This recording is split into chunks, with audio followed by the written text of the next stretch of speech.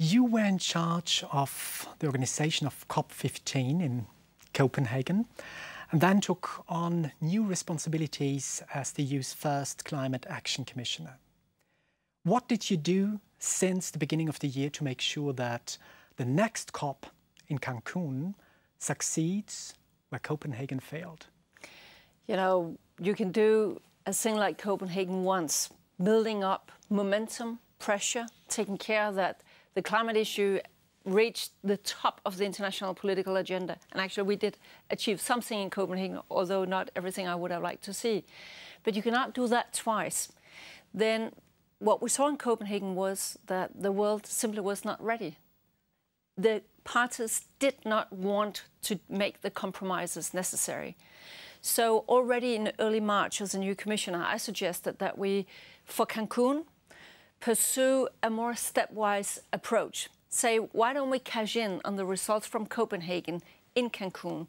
Maybe we can also have a set of decisions on forestry, on how to adapt to climate change, deliver, the developed countries must deliver on their financial pledges, and so on and so forth. There is a set of decisions that we ought to be able to take by Cancun. Mm-hmm. Now, national and EU leaders may have come away from COP15 disappointed, very disappointed even, but local and regional leaders are not sitting around. What do you expect from these people? I expect them to continue doing what they are already doing. Luckily, many of them are already doing a lot of things. I must say that every time I go out to visit cities and I talk with the people from the local municipality, I'm quite astonished and impressed of how many ideas are actually being carried out in real life there. So that is how it should be. In Brussels, in Europe, we can have ideas. At the national level, you can make legislation. But in the end, it's out at the local level that things are going to be done in the real life. We could target the money we give out from Europe to the regions much better. For instance, if we are building a bridge, if we are supporting in Europe that we build a new bridge, why not already now take care that we know climate change is coming? The waters will be rising. So maybe the bridge should be a bit longer and it should be a bit higher. You know, common sense like that. Climate action is an issue that affects nearly all European policy fields. Are you a super commissioner? It's not sort of being a super commissioner, but it's another way of work. You know, instead of saying, okay, here we have one commissioner, she must take care of everything with climate, then the thinking is a different one, to say, no, we must mainstream climate thinking into all relevant policy areas. When we're making decisions on future transport, on agriculture, on our buildings, on our cars, on whatever, then we should think climate also. All of this costs money. Yeah. And as we all know, public money It also saves money, by the way. If you're more energy efficient, you save money in a household, in a business, in whatever. Mm-hmm.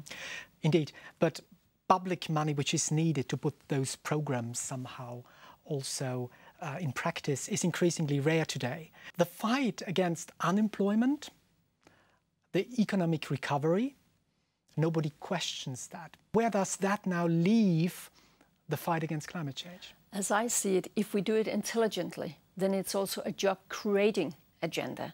I'm absolutely sure that if we in Europe continue to be in the front-runner position when it comes to develop the new ideas, the new solutions, the new technologies, the energy-efficient products, then we can also prosper from it. And we can also put it the other way around. If we are too complacent, too relaxed, then we lose the front-runner position that already have created a lot of exports and a lot of jobs. And then we will give it away to our competitors in Korea, in Brazil, in China, wherever they are. Should there be a new European funding instrument for climate change? Or would you favour better ring-fencing of existing funding within the funding streams like structural funds?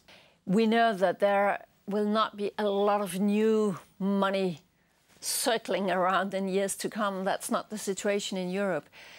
So I would much more prefer that we become better at getting value for all the money that is already there. In the structural funds, the regional funds, in the agricultural sector, there is so much money out there where we could use them much more targeted in line with where our political priorities are. So in these discussions, Europe 2020 and budget, will you ask your fellow Commissioner Hahn to get a bigger share? Yes, I already did, and we have sort of a group of commissioners dealing with climate, and I'm chairing that group, and we had this meeting, and I suggested this climate proofing of all the budgets, and basically, my colleagues, they agree. But if I understand you correctly, the way forward is still to use the regional funds for the financing of these projects. Yes, and I think that would also help people out in the regions, because they also know here is a huge resource,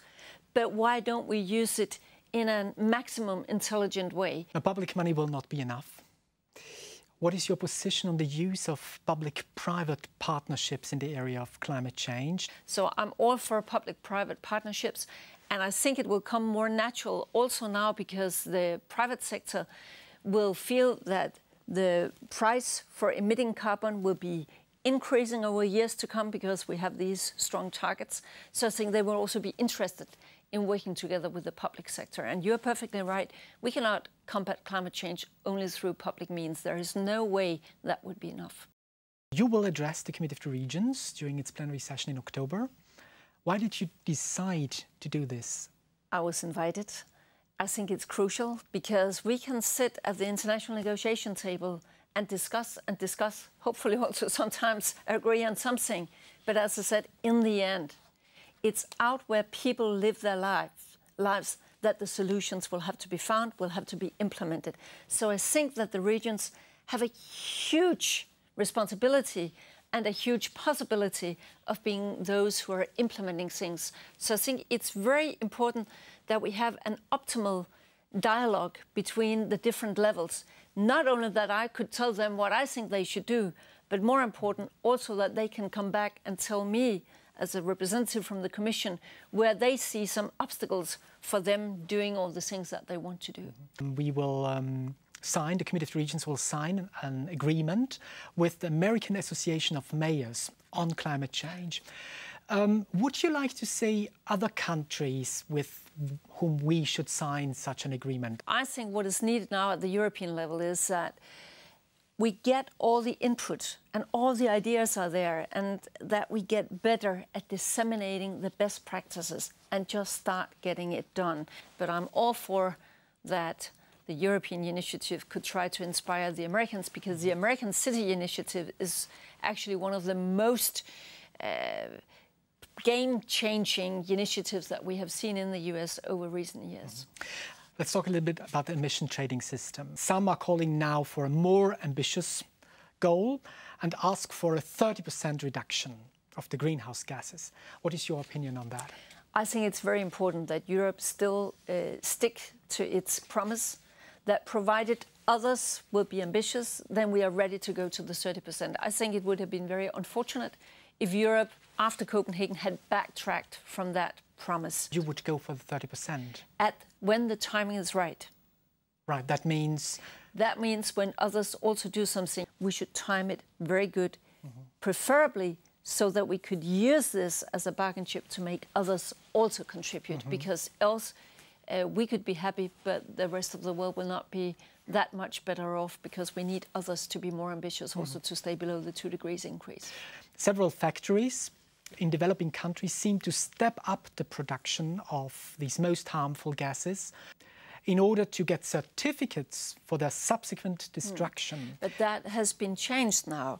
It's true that there were some very early projects within what is called the Clean Development Mechanism where you could sort of benefit this, but actually you cannot sort of continue to make these kind of projects. So is there a better system? There might be, but the world hasn't seen it yet. To set a price on carbon, that is the most efficient market-driven instrument to make it expensive if you pollute a lot, to make it cheaper if you pollute less. Who is controlling that all that happens in the end? That's right. And for instance, if it's something financed through this CDM mechanism, then there is a board and they should control it, and there have been some bad incidents, but they have learned from that. I think it's always like that. When you build up a complicated system, and it is, and we shouldn't fool ourselves, it will always be when you're talking about international systems. Yes, then it's important that you also can control that things are actually being done as they are sought. Dealing with all these global problems putting our planet in danger, can you still sleep well every night?